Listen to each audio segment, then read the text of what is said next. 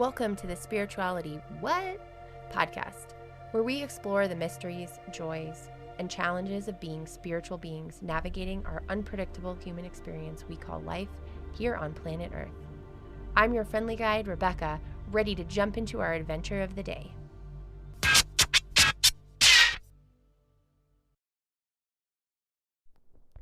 Welcome back to Wednesday. Welcome back to the Spirituality What? Podcast.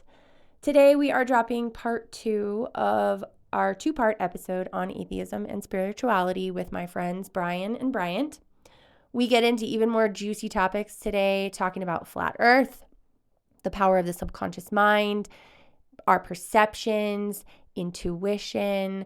We even get into their unique takes on death and life and death in general and kind of everything in between. So this is going to be a fun one. Thanks for stopping in today, and we're just going to jump right in. So those are the kind of things that I think I would worry about. But again, and I agree with Bryant, that would it affect my everyday life? Yeah. No, but I think it would be so thought-provoking that it would consume a lot of my extra effort free time of thinking about, well, what if this? Well, what if that? Yeah, you know, how can we perceive the other Brian or the other Bryant? But again, we're also getting into the realm of speculation and conjecture about what is reality and what explanatory power would that have? Yeah, exactly. What would that explain that we don't already have explained right now? Yeah, and I think anyone who says definitively that they understand these kind of concepts, I think that they haven't thought hard enough about those concepts. Yeah. Because they're so abstract. I don't think we're at a level, whether you want to call it an enlightened spiritual level or a scientific level, where you can definitively say, I have quantified that we have, XYZ timelines because of this, and that. Irrefutable proof. Correct. And I think that also brings up an interesting something that I've been thinking of a lot lately, is people's understanding of science. People love to go to the extreme ends of scientific knowledge. Okay. We want to know the interesting thing, like what happened before the Big Bang, or are there alternate universes or timelines? And if you read some of this scientific literature and you kind of look into these scientists and you listen to how they are making these discoveries and stuff like that, a lot of people don't truly have an understanding of how truly complex and deep science is. I think when somebody says a black hole does this and it emits some radiation, I don't think they have a true understanding of how did they come to that conclusion, when they will have hundreds of papers, hundreds of pages of explanation. They will have worked with mathematicians to create the complex mathematics behind all of this. And that's the reason why we would know that this happens. And I think that a lot of people will learn a little bit and then think that they can understand a lot more. Okay. They're overreaching. Okay, so when you're saying, like, when the scientists do the research. Right. And they say this, it's just very different than reading a little headline in the news, which is probably slightly different than what the article is actually about anyway. Exactly. And I think you get into a lot of pseudoscience that will pop out of that. Like for me, with things like crystal healing, or maybe the vibrations that different things have, the frequencies of things. People will read these things and they will infer different things, like, oh, it vibrates like a musical note or something like that, or maybe it can mean this more. If you're looking at the scientific paper or the scientist is doing the actual research, it is a completely different meaning. And their understanding is so deep and evolved in that it is almost impossible for any layman to understand. So we almost have to fall into these misunderstandings of them. Mm-hmm. I also think that there are... So I'll give you a good example. Some of my job is teaching regular smart people to do a handful of things that very smart people do. Okay. Mm-hmm. And I think that there are enough very smart people that put out all this literature that's very accessible to the general public in a lot of ways. And then you have regular smart people who read them and interpret.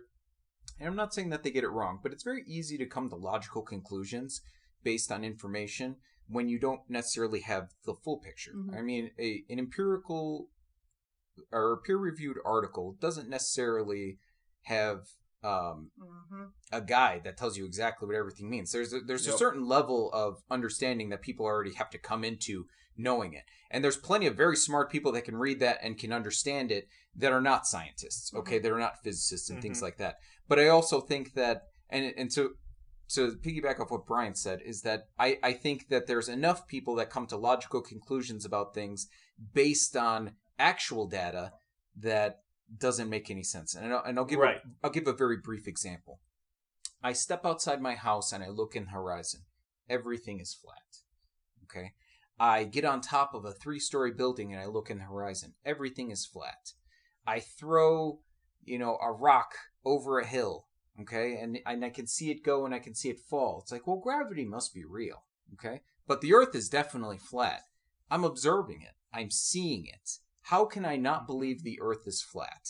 Okay. I have come to a logical conclusion based on not having all the information in a full scope. Yeah. So does that mean that the people who believe in flat earth are stupid? No, it doesn't mean they're stupid. It just means that you're not seeing the full picture. And sometimes I think people get very invested in an idea that isn't necessarily based on the full picture. And maybe they've done tons of research, but that doesn't necessarily mean that there's not some kind of confirmation bias. Maybe they don't understand, the full science behind it. Alternatively, they could be right. Yeah. But it's very difficult to kind of filter out, well, what's true and what isn't, because again, I'm not a scientist.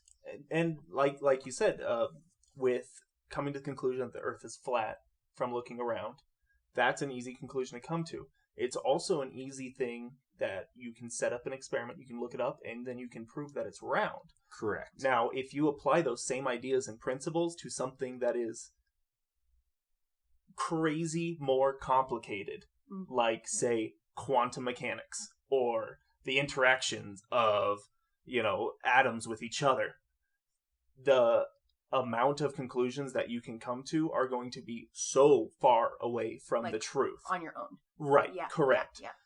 Whereas, something as simple as looking out, noticing everything's flat, well, it's clearly flat, even though it's round, and that isn't apparent to you. How many things do you think you're missing when you're talking about these things like, oh, well, I know how the Big Bang worked? Right. Yeah, so I took a couple of notes here. So I was thinking about, this makes me think about intuition and feelings. In the context of, I don't have all the information, but I have a gut feeling. I have a feeling that the information is right, because we can't know everything. But the other thing I'm thinking is like, so what do you think about intuition? But then at the same time, I want to also mention, maybe we say I know too much. Those two words together. I know what happened before the Big Bang, as opposed to I have some beliefs, I have some thoughts, I have some conjectures, whatever sort of implies that there's actually a little bit of unknowing there. But I think that I know sometimes comes from this feeling of intuition. And people use that. So what do you think about that? Well, there's no... Intuition is an internal thing. It's an internal idea. It's a feeling that can come up, that can feel correct. But there is nothing external coming in there. So if you have an intuition that this trail fork that I've never gone to, it goes left and it goes right, and I don't know where to go, I don't have a map, but I have an intuition that it's on the left, that does not mean anything. That is completely made up. There's no external something telling you, oh, I should probably turn left. That would just come into the whole idea of your brain's a chemical reaction. This is just something that's evolved for whatever purpose or reason, or maybe it just stuck around during evolution. And I don't think it means anything, because I think intuition will just lead you down a wrong path, and as long as it feels right, it's going to be the right path for you. When I think the real answer would be, let's collect some more information and let's come to a logical conclusion rather than following intuition. So this is where we're going to disagree. Oh, yes. So let's see. So I think in a lot of cases, I do agree with Bryant that intuition is it can be just a misguided kind of belief of, is you come to a logical conclusion that isn't necessarily logical. However, I also think that intuition is an evolutionary kind of product of a complex mind. Okay. So what do I mean by that? Say, for instance, I'm walking down a trail, and I'll use your example, and there's a left and a right. My brain is taking in a lot of information that I am not necessarily consciously aware of. That's very true. So true. my intuition, maybe my subconscious has taken in a lot of information that I may not be able to articulate, formulate in a way that I can verbalize it or consciously think, but my brain is saying, I think I should go left. And maybe it's because as I was walking that trail, I saw something in the distance. I noticed the position of the sun. The clouds were moving in a certain direction. I believe that that is the way to go because I've put together tiny bits of information that have led me down that path. Yeah. Intuition will keep you safe when you're choosing a dark alley or going down a lit road. I don't necessarily think intuition is going to give you the secrets of the universe. Does that make sense? Yeah, I think it's much more primal and kind of primitive in that sense. So really quickly, isn't there like a statistic or something that says that your brain, like you can only consciously perceive like 6% of the data that's like input or something? It's like a really small number. No, I think that's what they based the whole movie Lucy off of, which is a great movie. Yeah, great movie. But no, I think that was just that's not real. Okay. Yeah, completely you use all of your brain, and it's almost impossible to measure a percentage of the brain being used. You have to come up with a definition of 100% of brain usage. Okay. I think it's just working the way it works all the time. I'm sure some parts don't get fired as much as others, but as far as us being able to measure that that only 6%. Okay. Yeah, sure. I don't know. Okay. Yeah, and I think that there is an idea that, okay, just for example, I'm looking around this room. I am not perceiving everything in this room. Well, you're looking at everything in this room, but I'm not conscious of everything that's going on in this room at that given moment because I can only take so much information at a time. And I'll give you an example. My wife is very perceptive. If I move something out of the way, she's like, hey, that thing has a home. Why is it over there? And it's one of those things that some people are very perceptive. I, on the other hand, am perceptive about things, but not to that level. And I think it's not only a skill that can be learned, but I don't think it's something that necessarily is, what's the word I'm looking for? I don't think there's anything that can just suddenly make your brain work at 100%. Your brain is always doing the best it can in that very moment. I believe that you can train your brain to be better at certain tasks at the detriment of others. So there have been a lot of studies that there's no such thing as actually multitasking. Correct. Yeah. People that are good at multitasking are actually just good at diverting some of their intentions on some things and some of their attention on multiple things at once. But if you were to try to do two things at the same exact time, you're not necessarily going to perform just as good at the other as you would at this. And again, it comes down to some people are better at some things than another. It is a trained behavior that I think can be cultivated, and some people are just naturally better. Trained perception. But I think my argument is if you can either go off of intuition or you can stop and then use some prevalent logic thought and look around, gather the information, that will always get you the better answer than intuition. But I do agree that, you do have the subconscious. Yeah. Where, like I'm not thinking about the temperature of the room in here. Yeah. But if it gets hot, I'm going to be conscious that the temperature is changing. Even though that's just being monitored subconsciously by myself. And that in that way, intuition can be used.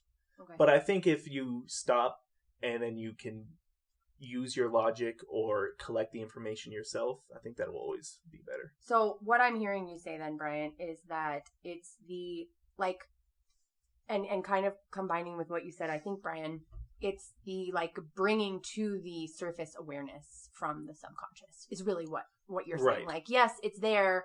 Some people might call that intuition, and your perspective is like, well, it's just there. You're just maybe not aware of it, so you need to kind of bring it into your awareness. And I think Brian's right, where mundane things you can just use intuition all day long. You know, if you're like, oh man, it looks like it's not as steep of a slope if I walk on this side of the trail versus this side. That I don't think you really have to use that much thought of. You can just use your intuition and you can go towards it. You might just want to know. Yeah. Okay. And to kind of go back on the kind of spiritual path, a lot of times you'll hear sometimes people say, well, God kind of guided me in the right direction. You know, the spirits definitely showed me exactly where I was supposed to go and where I was supposed to be. They made sure that I avoided XYZ person because they would not have been good in my life. Sure. I think that is intuition. And it comes back to what I said about learning things. So, for example, a psychologist knows human behaviors, but they were taught that. They learned it. They cultivated it. But there are some people, and I'm going to use my wife again for an example. She's very good at understanding people, but she does not have a formal psychology background in the sense where she was in a brick and mortar institution. So she understands those concepts without having to understand those concepts in the sense in an academic setting. So yes, in that way, intuition guided her. But there's nothing spiritual, even pseudo-spiritual about that. There was no hand of God on your shoulder saying, you know, you have this power now. You have this power. I'm going to show you the right way. I'm going to guide you. That's all you. Okay? There's nothing more to it than that. And I think to that point, all of your human experiences, all of the things that you do every day and all the things that you learn change your perception. So you go from a particular state where you don't recognize that moving something from one place to another is, you don't even recognize it, to a state where now you do recognize it, right? And so that your perception is always changing. I'm just thinking about, like, you know, when people become like spies, like, you don't just know how to be a spy, right? Right. When you're growing up, and maybe, I don't know, maybe you're a sneaky kind of kid or something like that. But like, there's a lot of things that you have to learn. But then, you know, when you see spy movies and things like that, then they have all of these skills that they carry forward in different parts of their lives, which are the same skills, but their perception is now different because they've cultivated all of these particular skills. Right. Yeah. And I think, you know, when you talk to somebody and you just kind of get a feeling of their personality, I think that's a lot of intuition too. It's past experiences. Right. It's the same thing. It's all coming together. Yeah. You're noticing those small nuances of people in your past. Subconsciously or consciously. Yep. Correct. Where it's like, ooh, you know what? I recognize that. I didn't like those traits in that other person. So I'm going to trigger a feeling. It's going to trigger this kind of feeling, this understanding, and while you may not consciously perceive it, your mind is still taking in that information and saying, no bueno. Yeah. But I would also argue that can work against you, too. Like, irrational fears and stuff, you know? People who have been, like, say, attacked by a dog in the past or something like that. Sure, and then you kind of get this, like, and you can get startled. Triggers, traumas. Right, things like that. That might also be from intuition. Or I'm just completely talking past my knowledge. Either one. Hey, that's all we do here. Yeah. We just shoot the shit for an hour and feel good about it afterward. Okay, so I did want to ask something, and I put this in the notes, and I don't like how this question is formed, but I don't really know how to ask it in a different way, which is I feel like some people could say or would say being a spiritual person gives me XYZ benefits of my life, or gives me direction, or improves me as a human. So my question was, what does being an atheist do for you? Can I start? Does that make sense? Does that question make sense? So I'm not trying to speak for Bryant, but I have a feeling he may have a similar answer. Most likely. It is very empty because you have accepted nothingness. Okay. But I also think that there is a sense of comfort in knowing that a lot of the things that are around you that people kind of incorporate in their life, these strict kind of boundaries about, you know, going to church every Sunday and having to practice particular rituals and things like that, those things don't apply to me because I don't have this overwhelming fear or even joy of the idea of heaven or hell. It's a non-factor. And people are like, oh, that must be depressing. Well, you know, sometimes if you think about it, it's like, it does suck. But then I'll be dead, so what do I care? Because the concept of caring will cease to exist. Right. So while you're living, leading up to that moment can be anxiety-inducing. Okay. But once it happens, like, whatever, you're dead. So there's no even concept of whatever. it's nothing. Right. Yeah. And so I think that goes into a lot of like the ideas of the big question, the meaning of life. And for us, there is none. There is none. I would assume, right? There is no meaning to life. The only meaning to life is the meaning that you create yourself. Okay.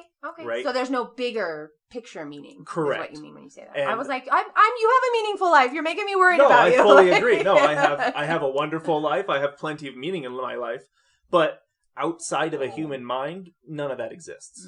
Right? And I think, honestly, that gives a lot of rise to going back to the whole idea of humanism, which is we are all in a meaningless world. The only meaning that we can possibly get is from each other, our own experiences, each other's experiences. So rather than trying to please something that might not exist, say, a spirit world, or say God, or anything like that, a set of rules that you must live your life by, the rules that we have to live our lives by are the rules that make our lives the more meaningful, that make our lives better.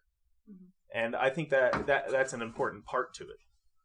Yeah, I want to find fulfillment in my life, not because I feel that there's some reward, but pressure or correct. Like I want to live my life in a good way because the people I care about exist and I exist. In this, we're touching each other exists in a tangible way. It's like, I'm not a sociopath.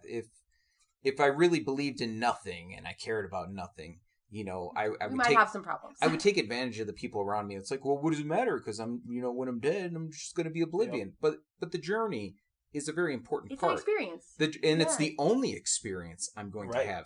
So I want to enjoy it while I still have consciousness to enjoy it. I want to be able to enjoy the journey because the destination is literally falling off a damn cliff. Yep. It's it.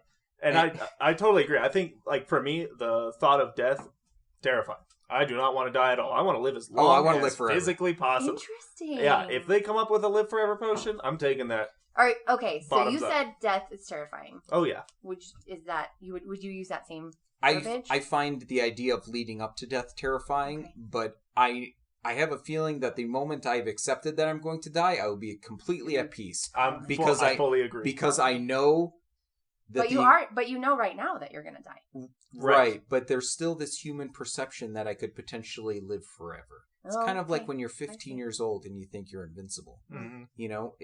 When you don't realize that your time is up until it starts getting to that time. Sure. So, and like in a more real sense as opposed to correct. What I'm referring to, which is like, we're all going to die and at some point. Like for me, growing up, as a kid, like I said, I never believed in any God or an afterlife. I was very into science. So I kind of had a snotty explanation for everything that someone would come up. That tracks. Even if I didn't realize I was arguing against religion, I would just be explaining how things work. And I had some major crises about dying. Because, it's the same thought, when I was 12, it's like before you were born. It's just nothing. I'm like, if I walk out and a car hits me, my experience ends. I just don't experience things anymore. It's done. And it's still something that I grapple with. But it's very interesting. I think the thing that a lot of people kind of infer with talking about the idea of, like, basically the label that a lot of this is given is the kind of idea of, like, universal nihilism, right? Okay. It's just kind of the idea that nothing has a meaning outside of the human mind, right?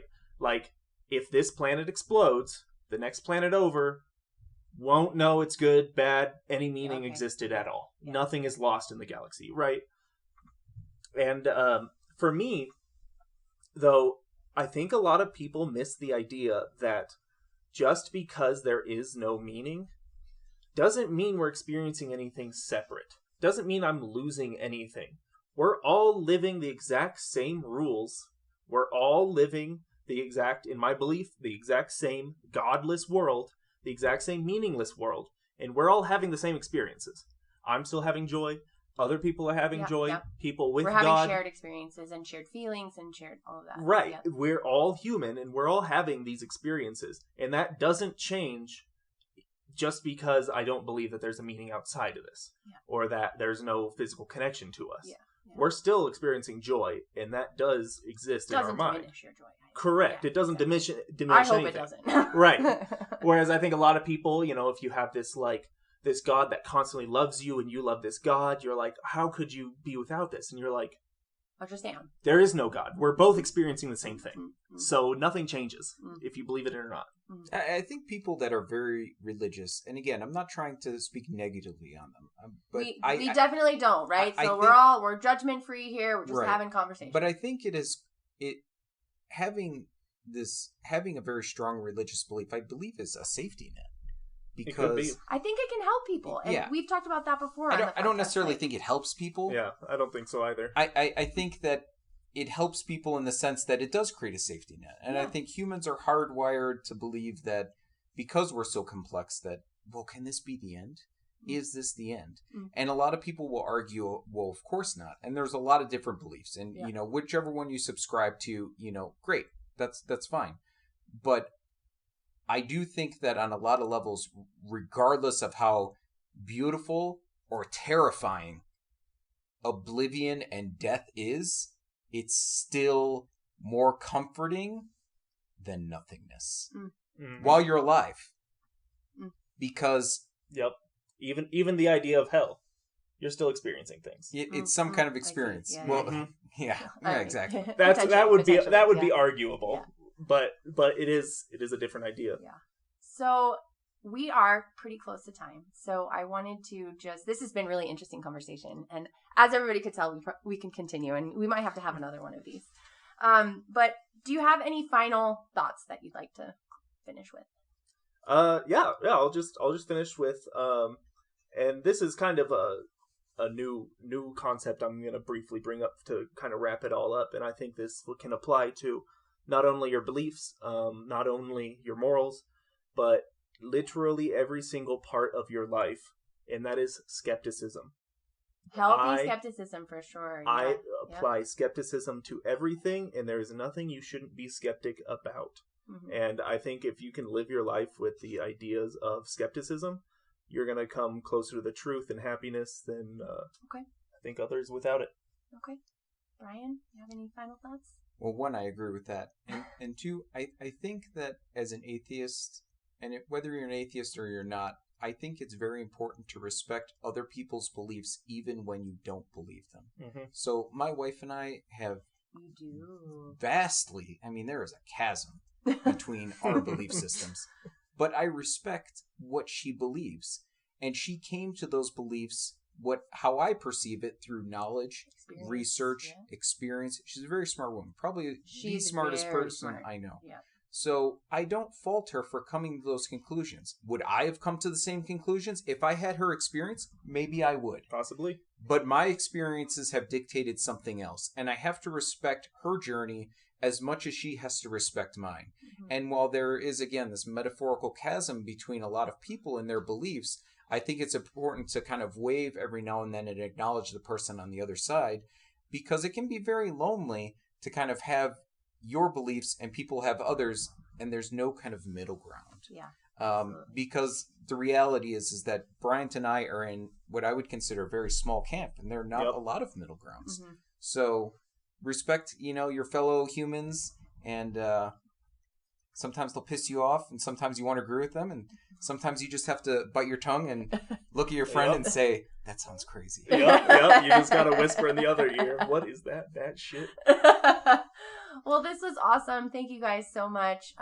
We are going to put a poll and some Q&A in the Spotify episode, so that we'll give you an opportunity to put any questions that you might have for Brian and Bryant, and I will relay those back, and that might even drive some potential topics for another episode. So thank you guys so much for your time today. Anytime. Thank you.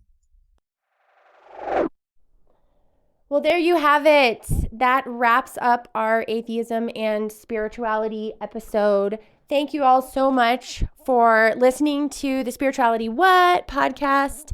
I really appreciate it. If you could do me a favor this week and just tell one person that you know that you haven't yet talked to about this podcast, about the podcast, I would really appreciate it. Feel free to interact with me as well through email, spirituality.what@gmail, through the website. I also have an Instagram, so if you aren't following on there, go check it out. We'll see you next week.